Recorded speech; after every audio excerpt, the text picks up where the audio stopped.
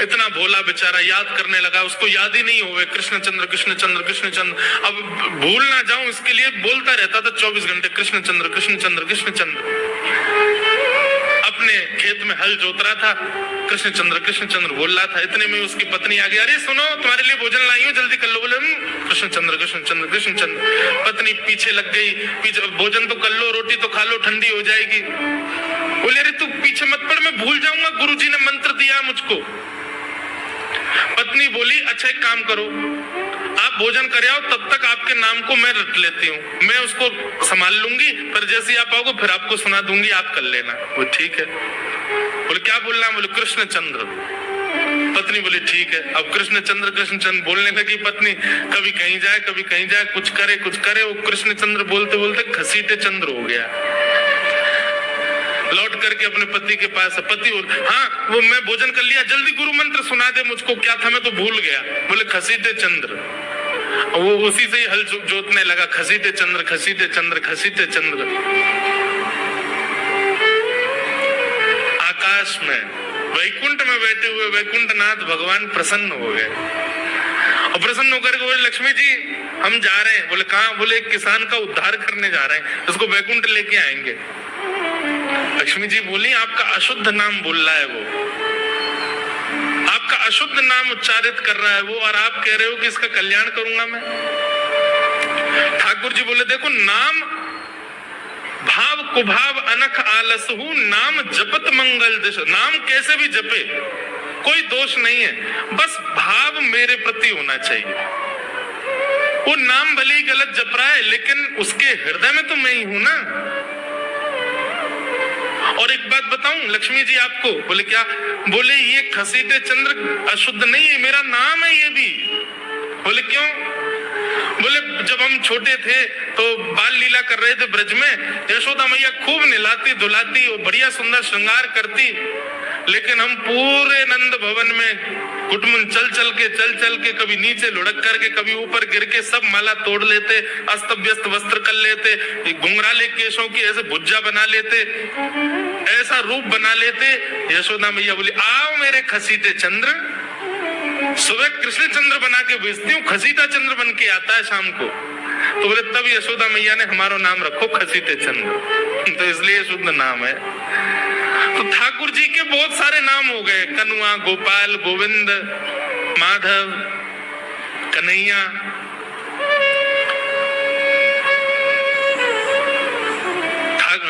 यशोदा जी का प्रिय नाम है कन्हैया। मैया लाल जी को इसी नाम से पुकारती है। ठाकुर जी अब धीरे धीरे 3.5 वर्ष के हो गए, और जैसे ही 3.5 वर्ष के भय महाराज, मानो जैसे उनके शरीर में स्प्रिंग एक्टिवेट हो गई हो। इतना ऊधम मचाते हैं, इतना ऊधम मचाते हैं, पूरी गोकुल की नाक में दम कर रखा ठाकुर जी ने। यशोदा मैया ने लाल जी को नूपुर पहना रखे। सवेरे जैसे ही ठाकुर जी उठते हैं, नूपुरों की आवाज आती है तो यशोदा मैया तुरंत रसोई घर से दौड़ के जाती है लाला के पास।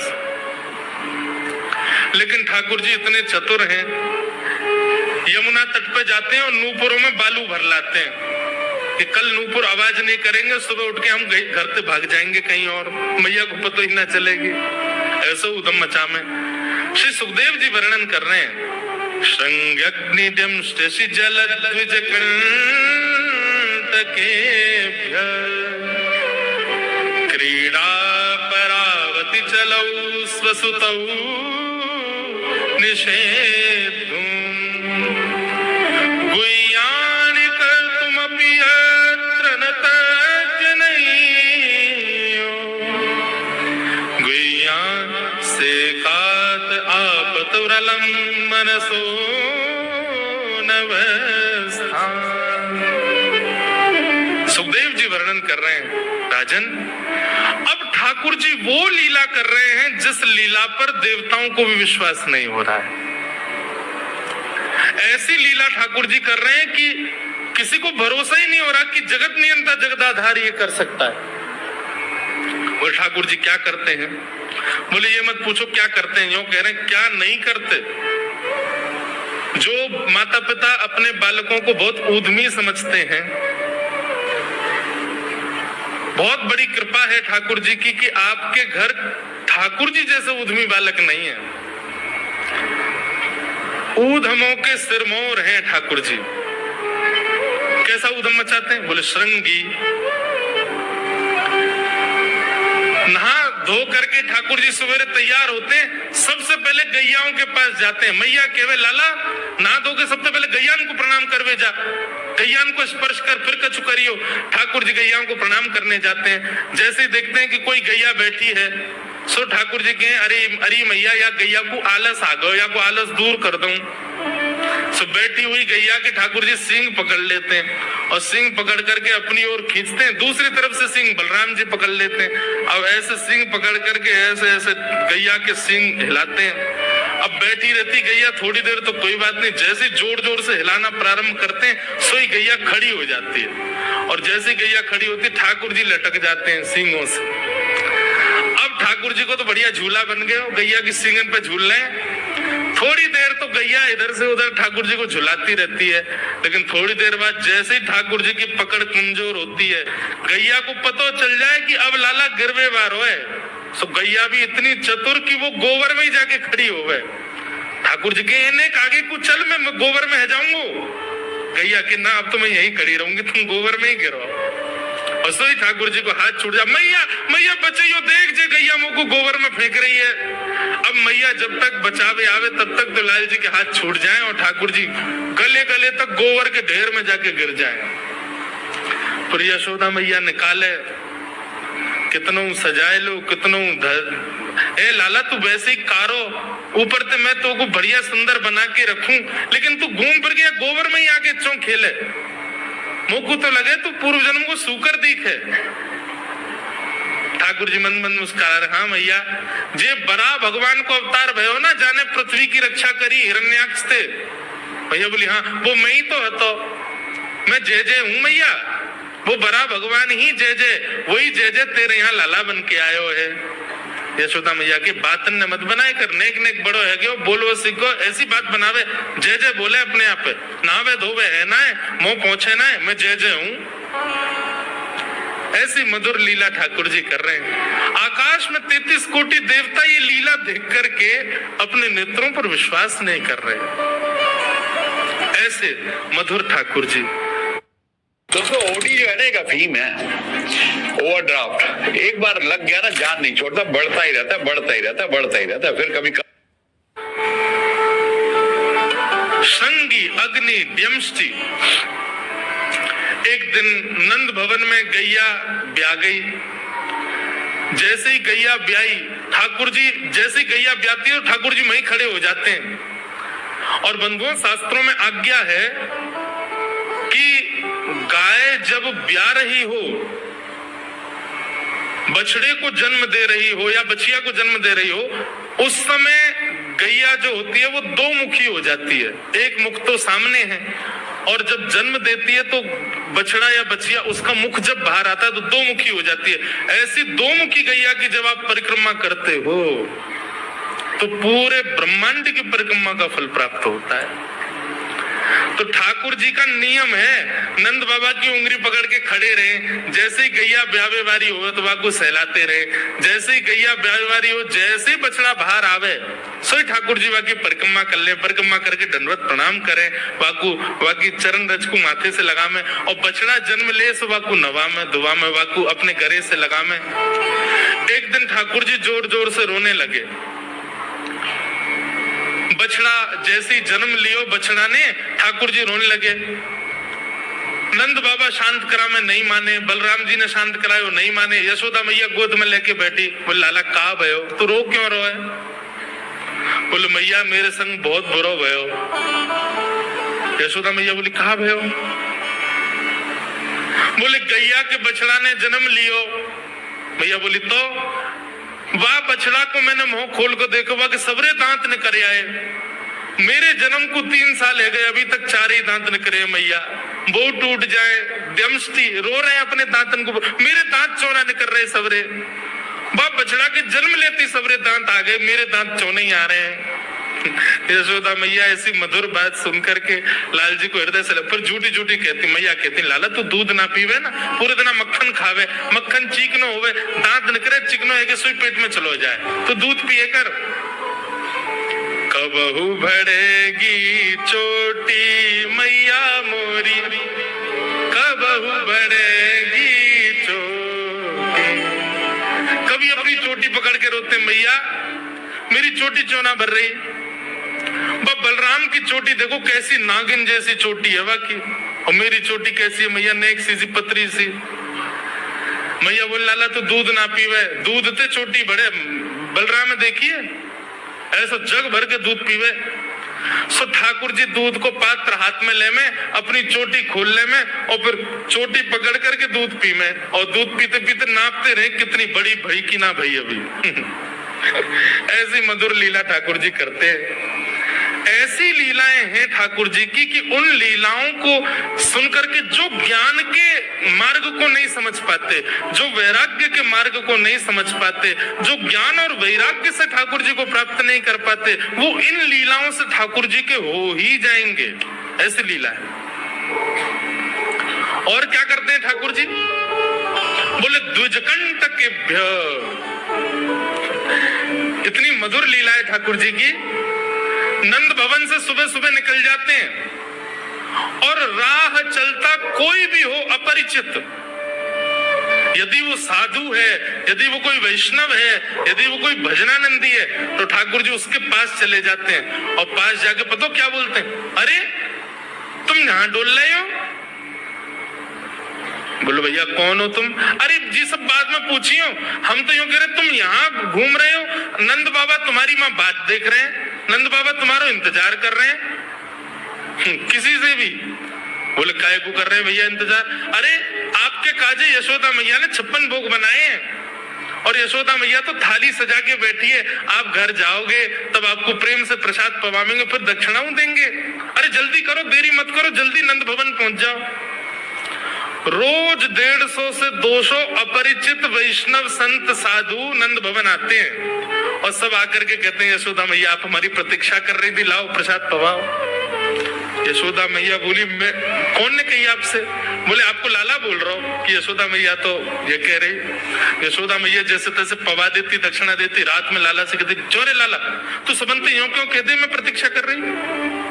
मैया एक तो मैं अपने घर में सब तीर्थन को भेज दूं, ये संत महात्मा चलते फिरते तीर्थ है मैया, इनको जितना ऐसा कि अपने घर बुलाना चाहिए, इनको प्रसाद पवाना चाहिए, या हमारे गोकुल में आवे वाले सब संतन को खोज खोज के मैं तो तेरे पास भेजूं, ताकि तू ने रसोई घर में लगेगी, भोजन प्रसादी बनावेगी और बढ़िया संतन को पवावेगी, तो तेरे घर में सबरे तीर्थ आ जाएंगे मैया।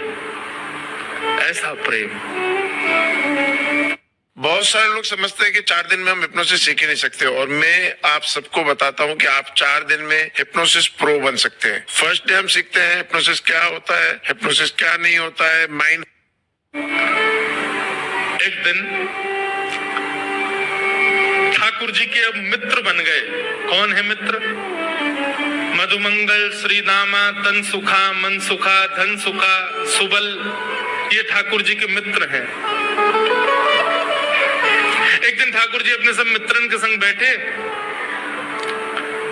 और मित्रों के संग बैठे हुए ठाकुर जी बोले भैया कल से हम लोग सब यज्ञ करेंगे। मधुमंगल श्रीदामा बोले क्यों लाला यज्ञ क्यों करेंगे? अरे नंद बाबा रोज अग्निहोत्र करें। मैंने उनसे पूछी अग्निहोत्र करवे ते कहा हुए, तो नंद बाबा बोले अग्निहोत्र करवे ते मन चाहिए वस्तु प्राप्त है जाए, अग्निदेव प्रदान करें। ठाकुर जी के सब सखा बोले लाला तू काय को करेगो अग्निहोत्र? बोले अग्निहोत्र करेंगे, अग्निदेव को प्रसन्न करके कहेंगे हमारी सुंदर सी बहू आ जाए, बस हमारा ब्याह हो जाए। अग्निदेव की प्रतीक्षा कर, अग्निदेव को प्रतिष्ठान करेंगे। सब श्रीदामा मधुमंगल 3.5 वर्ष के ठाकुर जी, सोचो 3.5 वर्ष के ठाकुर जी, सखा कितने बड़े बड़े होंगे।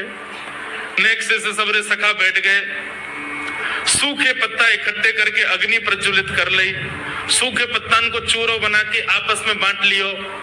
ठाकुर जी आचार्य बन के बैठ गए और बोले सुनो मैं मंत्र बोलूंगा और जैसे ही कहूं स्वाहा सबरे डालियों, और नेक भी यदि तुमने चूक करी ना, नेक भी मैंने स्वाहा बोली और तुमने नहीं डालो, तो फिर मुद्दे मत कहियो। यदि तुम्हारी पत्नी काणी आ जाए, एक हाथे लूली आ जाए, लंगड़ी आ जाए, तो समय पर स्वाहा करना पड़ेगा। सब ग्वाल बाल बोले जो कहेगो लाला सो करेंगे, तू करवा। ठाकुर जी ओम नम नम नम स्वाहा, सब स्वाहा, सब एक संग डालते हैं। श्री रामा तू देरी ते डाले, देख लियो लंगड़ी आ जाएगी तेरी बहू, अग्निदेव को प्रसन्न करो। इस प्रकार ठाकुर जी सब ग्वाल बालों के संग खेलते हैं। ग्वाल बाल बोले लाला यज्ञ तो है गयो, अब ब्राह्मणन को भोजन के काजे बुलाओ, यज्ञ के बाद ब्राह्मण भोज होना चाहिए। सोई ठाकुर जी अपने सब ग्वाल बालों की उंगली पकड़ करके पूरे गोकुल में जाते हैं, ब्राह्मणों के घर जाकर के कहते हैं आज नंद भवन में बढ़िया उत्सव भयो है, बढ़िया यज्ञ भयो है, भोजन के काजे शाम को आपको परिवार सहित आनो है। सबन को निमंत्रण दिया मैं। अब महाराज नंद भवन से जब निमंत्रण आता है तो ब्राह्मण लोग ब्राह्मणी से कहते हैं कि आज चूल्हा मत जलाना। क्यों? अरे नंद भवन में भोजन की सूचना मिलती है तो 3 दिन से भूखे रहते हैं ब्राह्मण। क्यों? इतना खवाएंगे नंद बाबा, इतना खवाएंगी यशोदा मैया कि पेट भर जाएगा, 2 दिन तक भूख भी ना लगेगी, इतना भोजन करना पड़े। ए ब्राह्मणी चूल्हा मत जलाई और सुन, नमक को पानी और दे दे। नमक को पानी पी पी करके भूख बढ़ाते हैं अपनी। बोले शाम को जाएंगे और बढ़िया चकाचक महाराज 56 भूख पाएंगे। शाम का समय हुआ, सैकड़ों हजारों ब्राह्मण आकर के नंद भवन के बाहर खड़े हो गए। यशोदा मैया ने अटारी से जैसे ही देखा इतने सारे ब्राह्मण, यशोदा मैया उतर करके आई, बोली आओ भगवान पधारो, सबन को जय श्री कृष्ण, सबन को प्रणाम। ये बताओ आज मेरे द्वार पर आप सबन को एक साथ आने को कारण कहा है? किसी को निमंत्रण देकर के और फिर पूछो कारण क्या है, बड़ा अजीब लगता है। किसी को आपने बुलाया भोजन पे, वो बेचारा आ गया, फिर आपको बताओ भैया कैसे आए, कितना अजीब लगे। ब्राह्मण बोले मैया तुम हमसे पूछ रही हो या बात है? अरे सवेरे तो भूखे प्यासे बैठे हैं, जल्दी भोजन पबाओ। आपके यहाँ यज्ञ भयो, यज्ञ की पूर्ण आहुति की प्रसादी पावे आए हैं, और कहीं क्यों आए हैं? यशोदा मैया बोली कौन सा यज्ञ, कब भयो यज्ञ, कौन सी पूर्ण आहुति? ऐसा कछु ना भयो हमारे यहाँ, आप लोगों को कोई गलत जानकारी मिली है, कौन ने कही आपसे? ब्राह्मणों के नेत्रों में आंसू आ गए। बोले मैया एक तुम सवेरे से भूखे, ऊपर से ब्राह्मणी से मना और करे आए कि तू चूल्हा मत जलाइयो। ब्राह्मणी भी बात निहार रही है कि डिब्बा में लेके आएंगे हमारे काजी भी भोजन। खाली हाथ गए तो ब्राह्मणी डांटेगी अलग। मैया तेरो लाला सवेरे सवेरे आयो और सब ग्वाल बालन के संग आके हमसे कह के गयो यज्ञ भयो, यज्ञ की पूर्ण आहुति में भोजन करवे सबन को आनो है, हम तो यही मारे चले आए। यशोदा मैया बोली लाला तो कैसे बचूं मैं, पूरे दिन कम से कम 2-2.5 हजार लोगों को निमंत्रण ऐसे ही देते रहे। यशोदा मैया बोली आपकी व्यवस्था करूं, लेकिन पहले यार लाला को तो देखूं मैं, है कहाँ ये? नंद भवन के पीछे बगीचा में ठाकुर जी अपने सब ग्वाल बालन के संग खेल रहे। यशोदा मैया गई, जाकर के बुलाए, ए लाला ओ कन्हैया यहाँ पे आ। ठाकुर जी ने जैसे देखी यशोदा मैया बुला रही है, लेकिन यशोदा मैया के संग जे कौन खड़े हैं? ए श्री दामा मधुमंगल। बोल हाँ ये तो सांची में आ गए सबरे ब्राह्मण, हम तो ऐसे खेल खेल में निमंत्रण दे के आए इनको। मैया बहुत मारेगी भैया, मैं अकेलो नहीं जाऊंगा, तुम भी चलो मेरे संग। यदि मुंह में एक थप्पड़ पड़ो तो तुम मुंह पड़वाऊंगा। मैया बहुत मारेगी आज। और मधुमंगल श्रीदामा जबरदस्ती उनको हाथ पकड़ के ठाकुर जी ले गए। हाँ मैया बता कहा कह रही? मैया ने कान पकड़ो, है रे लाला जो जो बड़ो है तो जा रहा हो, तेरे उधमन की सल ना पड़े। काकियो तेने? बोले काकियो मैंने। ये सब कौन है? मुँह का पतो कौन है? मैं ना जानू मैया इन्हें। बोले जे सब रे ब्राह्मण है हमारे गोकुल के, और सब यूं कह रहे हैं तेने इनके घर जाके इनको सबन को निमंत्रण दियो, यूं कहीं हमारे यहाँ यज्ञ भयो आकर के आप सबन को भोजन पानो है। भैया तेरी सौगंध खा के कह रहा हूं, मुझको तो जीव ना पता इनको घर कौन सी गली में। झूठ बोल रहे हैं सब रे, मैंने निमंत्रण ना दियो। ब्राह्मण सब बोले मैया देखो कैसा सफेद झूठ बोल रहे हैं आपके आगे। मैया बोली सच बता तेने निमंत्रण क्यों दियो। तब ठाकुर जी बोले मैया बताऊं? बोले बता। बोले हम खेल खेल को यज्ञ कर रहे, वह यज्ञ में सामग्री नहीं, वह यज्ञ में मंत्र बोलने वाले भी ना है, वह यज्ञ में कोई ब्राह्मण भी ना हो, हम आपस में ही सब यज्ञ कर रहे। भाई यज्ञ के बाद ये मधुमंगल बोलो ब्राह्मण भोजन होना चाहिए, तो हमने इन ब्राह्मणों को न्योता दे दियो। मैया बोली अब ये ब्राह्मण आगे कहाँ पवाऊं? बोले मैया देख सीधी बात है, या में ज्यादा चिंता करने की कोई बात ही ना है। जब बिना मंत्र के, बिना ब्राह्मणन के, बिना यज्ञ सामग्री के हमारो यज्ञ है सके, तो ऐसे ये भी खाली खाली दोना लेके बोलते हैं हाँ भाई रसगुल्ला बहुत बढ़िया बनो है, ये देखो ओ हो मोहन थार तो बहुत ही बढ़िया बनी है, सब्जी तो पूरी कितनी बढ़िया लग रही है, खाली पत्तल लगा दे, खाली दोना लगा दे, और भाव से ये लोग भी पालेंगे है क्यों भोजन, भाव को यज्ञ भाव को भोजन। ब्राह्मणों को बंधुओं गुस्सा, ठाकुर जी की लीला पर किसी को क्रोध नहीं आता, सब हंस जाते। पर यशोदा मैया आधी रात में रसोई बनाती है, सब ब्राह्मणों को पवाती है और इतना बनाती है कि उनके घर भिजवाती है। भैया बोले लाला इतना काम करावे। बोले मैया तू बैठी बैठी ने मोटी है गई है, हमारे मुंह को लगे, तू पूरे दिन लगी रहकर रसोई में कचू कचू बनाती रहकर। ऐसी ठाकुर जी की मधुर लीला। बंधुओं भगवान ने चोरी क्यों की? अभी तक चोरी शुरू नहीं हुई ठाकुर जी की। अभी चोरी का प्रसंग कैसे प्रारंभ होता है? एक दिन ठाकुर जी अपने ग्वाल वालों के संग खेल रहे थे, तो ठाकुर जी ने ऐसे खेल खेल में श्रीदामा को धक्का दिया, श्रीदामा गिर गया, बहुत जोर से रोया। ठाकुर जी बोले अरे भैया शांत है जा, लग गई। अरे ठीक है अब शांत है जा, लेकिन श्रीदामा शांत नहीं हुए। ठाकुर जी बोले तुम कैसे हो? गोकुल में रहे में हम, गोकुल को मतलब है जहां हर घर में 1000 गैया, उसका नाम है गोकुल। इतनी गैयान को दूध घी दही सब हमारे घर में होवे। अरे खा पी के ने बढ़िया अपनी शरीर को बनाओ, खेल खेल में लगती रहे, इतना रोवे को कहा मतलब है? तो श्रीदामा क्रोध में भर के बोला तू तो राजा को बेटा है लाला, तो को मक्खन खावे को मिले, घी खावे को मिले, दही पीवे को मिले, हम लोग तो बेचारे गरीब ब्रजवासी हैं, हम लोग जितना दूध घी दही बनावे सब कंस के लोग ले जावे हमारे यहाँ से। कंस ने ब्रजवासी के ऊपर कर लगा रखो है, टैक्स लगा रखो है, कहा कि प्रत्येक ब्रजवासी को इतनो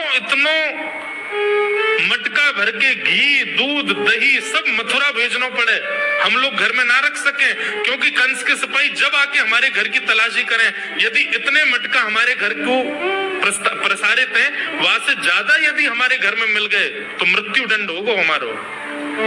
समझ रहे हैं बात? कंस ने पूरे ब्रजवासियों को कह रखा है कि हर घर में 4 मटकी से ज्यादा नहीं होनी चाहिए, उससे अधिक आने वाला दूध घी दही ये सब मथुरा भेजना है। और यहाँ हर ब्रजवासी के यहाँ 1000 गैया, और 1000 गैयाओं का जितना दूध घी दही होता है उसमें से 4 मटकी केवल घर में रहती हैं, बाकी सब मथुरा भेजना पड़ता है। या हमारे लाला हम लोगन को खावे पीवे को ना मिले, तू तो राजा को बेटा है, तेरे नंद बाबा तो गोकुल के राजा हैं, या हमारे तो को तो खूब छूट है, हम लोगन को छूट ना है। ठाकुर जी बोले ये बात है? बोला हाँ। ठाकुर जी बोले मेहनत करें हम, गैया को पाले हम, गैया को घास खवा में हम, गैया की सेवा करें हम, और दूध पीवे को वो राक्षस कंस।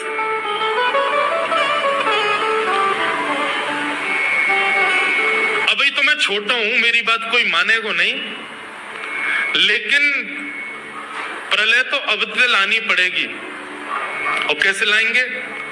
बोले राजी राजी यदि मक्खन दूध दही नहीं मिल लो तो चोरी करके खाओ, हमारो ही मक्खन है, हमारो ही दूध है, हमारो ही दही है, लेकिन अभी हम बालक हैं, हम ज्यादा कछु बोलेंगे हमारी कोई बात मानेगो ना।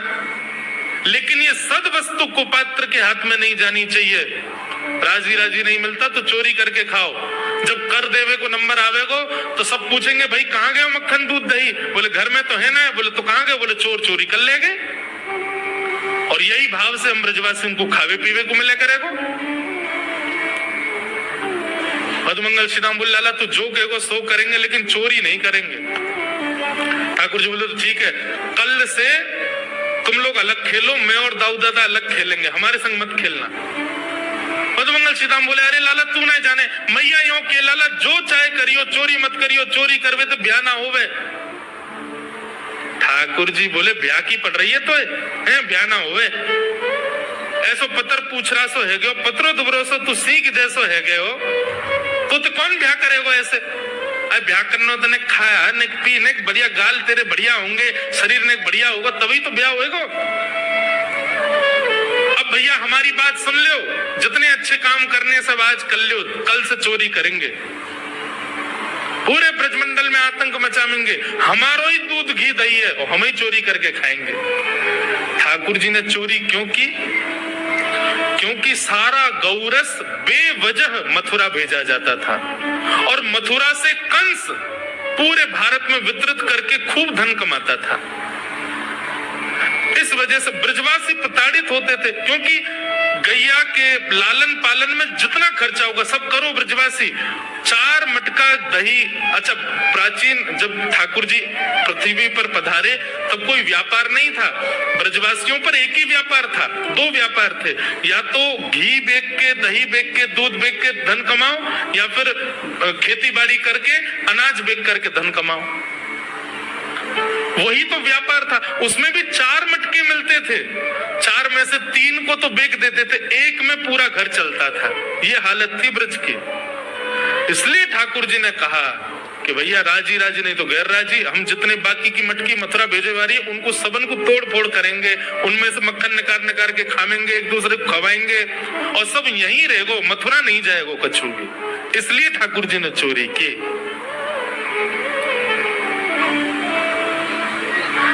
ठाकुर जी बोले प्रैक्टिस मेक्स मैन परफेक्ट। सबसे पहले प्रैक्टिस अपने घर में ही कर लें कैसे करनी है चोरी। सो अगले दिन ठाकुर जी सवेरे उठे और देखने लगे यशोदा मैया देख तो नहीं रही, और ठाकुर जी चुपचाप गए महाराज जहां पर सारे मक्खन दूध दही रखे, वहां पहुंच गए गौरस भंडार में।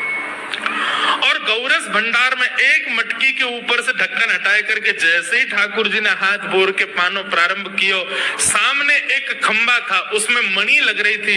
आज पहली बार 3.5 वर्ष की आयु में ठाकुर जी ने अपना प्रतिबिंब देखा, पहली बार अपने आप को देखा दर्पण में। बंधुओं, बच्चों को शीशा नहीं दिखाते, छोटे बच्चों को तो दिखाते ही नहीं, और 3-4 वर्ष तक भी बालक को अपनी शक्ल थोड़ी दिखता है वो। अब इसके पीछे कारण बहुत सारे बताए जाते हैं, परंतु हमें तो लाल जी से मतलब, लाल जी का क्या है? ठाकुर जी ने जैसे ही प्रतिबिंब में अपने रूप को देखा, अपने रूप को देख करके ठाकुर जी बोले हो तू भी आयो यहाँ चोरी करवे? अपने आप से बात कर रहे हैं ठाकुर जी। अरे मैंने कही तो हती अपने अपने घर में चोरी करनी है, तू दारी के मेरे घर में आगो चोरी करवे। ठाकुर जी अपने प्रतिबिंब से बात कर रहे हैं। अब गौरस भंडार में ठाकुर जी की आवाज गूंज रही थी और वो गूंजते हुए रसोई घर में जा रही थी। रसोई में मैया ने सुनी, बोले लाला कहां ते बोल लो है? उठ गयो कन्हैया? मुझको पतो भी ना चली, नूपुरन की आवाज ना आई। मैया दौड़ करके गई तो देखा ढूंढते ढूंढते गौरस भंडार में ठाकुर जी अपने प्रतिबिंब से बात कर रहे हैं। कितनी सुंदर झांकी है ठाकुर जी के। ठाकुर जी मक्खन पा रहे हैं। बोले अच्छा अब आ तो गए हो यहाँ पे, लेकिन सुन चुपचाप चोरी करके भाग जाइयो, मेरी मैया बहुत मारेगी तो को। बाकू यदि पतो चल गई तू चोरी कर रहा है तो को उखलते बांध देगी, मेरी मैया बहुत मारेगी, चुपचाप चोरी कर और निकल ले यहाँ से। ठाकुर जी चोरी की बात कर रहे थे, यशोदा मैया ने पीछे से सुनी, लाला ओ कन्हैया। ठाकुर जी घबरा गए, मैया कैसे आ गई? हाँ मैया, कौन सी बात कर रहे हो तू? अरे मैया देख हमारे घर में चोर घुसाए हो। अपने प्रतिबिंब को दिखा करके ठाकुर जी कह रहे हैं, देख मैया हमारे घर में चोर घुसाए हो, जे चोरी कर रहे हो हमारे यहाँ के मक्खन की, तो मैं यहाँ को पकड़वे आया हूं। नन्हे से गोपाल जी बहुत मधुर लीला। मैया हंस भी रही है और क्रोध भी कर रही। बोले अच्छा जो चोरी कर रहे हो? बोले हाँ। चल याकू तो मैं पकड़ लूंगी, लेकिन जे बता तेरे हाथ में मक्खन कैसे लगो? तू तो याकू पकड़ भी आयो ना। अब मैया याकी मैं कहा बताऊं, तेने मेरे हाथ में पद्म राग के ऐसे ऐसे बढ़िया कंगन पहना रखे हैं, कड़ूला पहना रखे हैं सोने के। जब मैं धूप में निकलूं ना तो धूप की किरण से मुंह को बहुत जलन है जाए हाथ में। तो कल मेरे सखा मधुमंगल ने मुझसे कही, बोले लाला जे जलन तेरी दूर रह जाएगी, तू मक्खन में हाथ बोर लियो अपनो, सोई तेरी जलन दूर रह जाएगी। या हमारे मैया जलन हटावे के काजे मैंने हाथ बोरो है। मैया बोली अच्छा चल लाला, यहाँ तो तेरे जलन है और यहाँ मक्खन कैसे लगो? ठाकुर जी बोले मैया मैं अपनी जलन दूर कर रहा हूं। इतने में जन कहां थे एक मक्खी आके मेरे मुंह पे बैठ गई। बाकू उड़ावे के काजे मैंने जैसे मुंह पे हाथ किया सब मक्खन मेरे मुंह पे लग गो। मैया बोली लाला तू चोरी भी करन लगो और अब झूठ भी बोलन लगो मोसो। मैया ने गोदी में बैठा लिए लाला। बोले लाला तू चोरी नहीं करेगो, तू मेरी सौगंध खा, तू आज के बाद चोरी नहीं करेगो। ठाकुर जी बोले नहीं करूंगा मैया, लेकिन एक वचन दे। बोले कहा चाहिए वचन में? बोले पहले वचन दे जो मांगूंगा सो देगी। मैया बोली जो मांगेगा सो दूंगी, चोरी छोड़ दे। बोले सौ खाऊं पर घर ना जाऊं मैया, अब ना करूंगो चोरी, अब ना करूंगा मैया। पर सांची कह कब लावेगी मोकू तू दुल्हन गोरी। भैया मैं चोरी छोड़ दूंगा आज ते बंद, पर जो बता मेरो ब्याह कब करावेगी?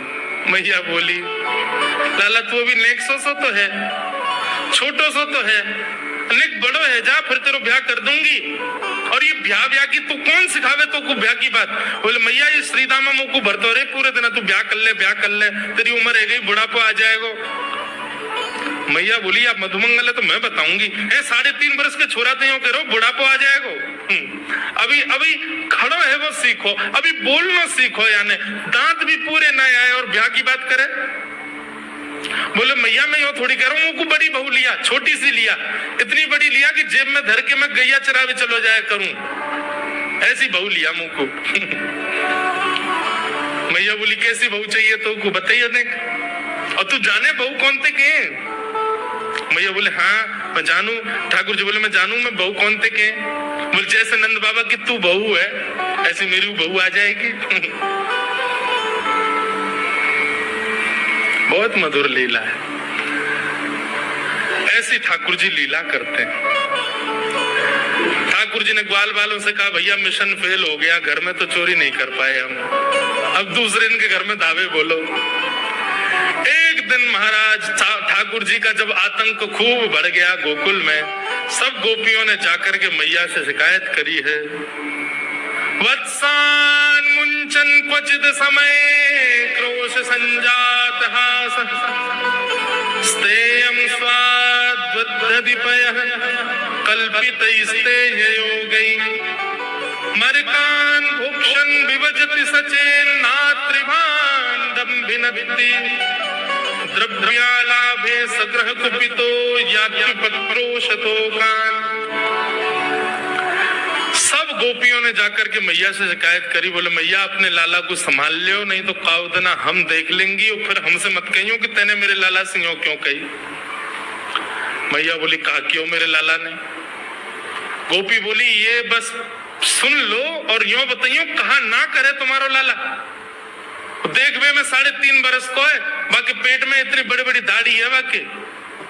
मतलब ओ नंद रानी तेरो लाला जबर भयोरी, मेरी मटकी उलट के पलट गयोरी, नंद रानी तेरो लाला जबर भयोरी। जबर मतलब अब सुगड़ है गयो है, नेक बलवान है गयो है, सब जानकारी है या को छोटो बालक मत समझियो। गोपियों ने जाकर के अपनी अपनी दुख दर्द सुनाए मैया को। मैया बोली, अरे भैया, मेरे लाला को मक्खन की कोई कमी थोड़ी है, मेरे लाला को दूध की कोई कमी थोड़ी है। मेरो लाला चाहे तो मक्खन से नहावे, दूध में नहावे, इतना मक्खन दूध दही मेरे घर पे, तुम्हारे यहाँ क्यों चोरी करेगो? अरे कई बार बालकन को अपने घर को भोजन बढ़िया ना लगे, दूसरे के घर को बढ़िया लगे, अगर वह ने तुम्हारे यहाँ की नेकाद मक्खन खा लिया तो वह में इतना रो क्यों रही हो? मैया, आपको अपनो लाला बहुत सीधो लगे ना, हम बताएं कहा करे तुम्हारा लाला? बोले स्वयं खावे, हमको कोई दिक्कत नहीं, लेकिन यहाँ की एक पूरी मंडली है और पूरी रजिस्टर्ड मंडली है, बाल गोपाल चौर प्रचार प्रसार मंडल, ये घर घर जाके चोरी करते हैं। और मैया तुम्हें कहा बताऊं, जैसे ही कोई गोपी के नयो बालक होवे ना तो तुम्हारो लाला पूरे मंडल के साथ आवे और वह लाला के सिर पे हाथ धर के, छोटे से बालक के सिर पे हाथ धर के बस 1 वर्ष की प्रतीक्षा, फिर तुम भी हमारी मंडली में आ जाओगे। पूरे गोकुल में भय है तुम्हारे लाला को। बोले स्वयं खावे, ग्वाल बालन को खवावे। मैया यहां तक भी बात समझ में आवे, ग्वाल बालन को खवावे, मरकान भूक्षण, यूं नहीं कि नेकाद मक्खन बच जाए तो रहम करके हमारे काज छोड़ जाए, वाकू बंदरन को खवा दे। एक गोपी बोली, मेरे यहाँ तो इतना मक्खन की स्वयं ने खा लियो, बालकन को खवाए दियो, बंदरन को फिर भी बच गयो, तो भी छोड़ के नहीं गयो। बोले नात्री भांडम भिनती, फोड़ गयो मटकी। और बोले मक्खन को कहा कियो? बोले पूरे घर में लेप लगा गयो, वाको पूरे घर में पोंछा कर गयो मक्खन को। मैं और मेरी सास यमुना जल भरवे गए, सिर पे मटकी 2-3 मटकी रखी, बड़े अचक के हम लोग चल रहे, हमें कहा पता ही कि हमारे घर में मक्खन चीकने के लेप है गए। मेरी सास ने जैसे पहलो पैर रखो घर के भीतर, ऐसी रिपटी कि आज तक उठ ना पाइए। ये तुम्हारो लाला करे? नात्रिभंडम भिनत्ति।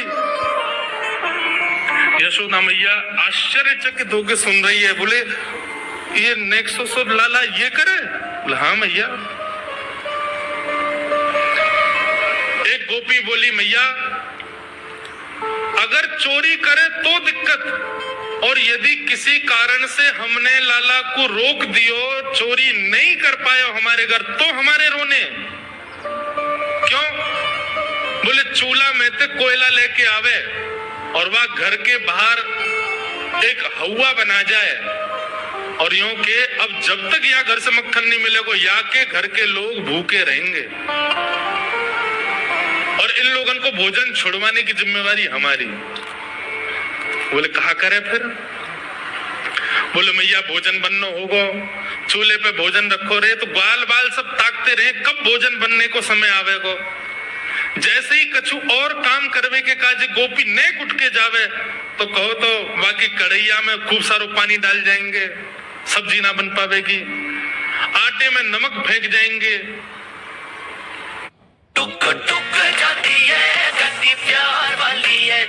जब तक खाने में प्याज का गरम मसाला नहीं, तब तक खाने का स्वाद ठंडा। प्याज मसाले हर खाने की जान।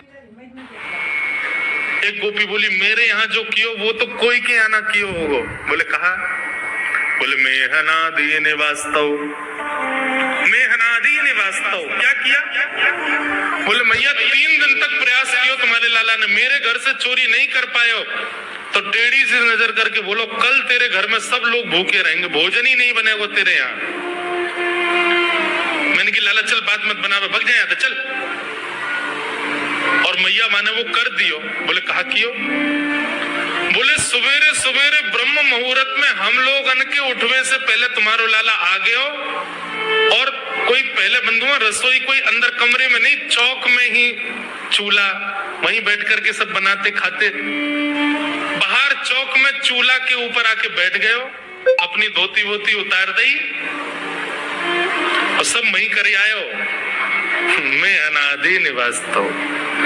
ये बात जैसे यशोदा मैया ने सुनी, बोले नहीं नहीं नहीं नहीं, झूठ बोल रही हो, मेरो लाला ऐसा ना कर सके। पर परीक्षित जी कथा सुनते सुनते बोले, जय जय सुखदेव जी, क्या ये सत्य है? ठाकुर जी ने ऐसा किया? सुखदेव जी कहते हैं, कुछ बातें सत्य हैं, कुछ गोपियां जबरदस्ती लगा के बोल रही हैं कि कहीं मैया डांटवे के काजे लाला को हमारे सामने बुला दे और हम लाला को दर्शन कर लें। ये गोपियां उल्हाने लेकर के लाला को देखने आई हैं। इनमें से कुछ बातें तो सत्य हैं, पर ये सब बातें इतनी सत्य नहीं है। ये सब तो जबरदस्ती गोपियां बोल रही हैं। क्यों? ताकि मैया नाराज हो जाए और लाला को हमारे सामने अभी डांटे तो रूठे हुए लाला को मुख हम देख लेंगे। बहुत सारी लीलाएं हैं, मैंने कई तो अभी बताई नहीं है। इतने मधुर मधुर लीला उधम करते हैं ठाकुर जी। इस प्रकार ठाकुर जी पूरे ब्रजमंडल में गौ रस को चोरी करते हैं। वास्तव में मक्खन नहीं, ब्रजवासियों के मन को चुरा रहे हैं ठाकुर जी।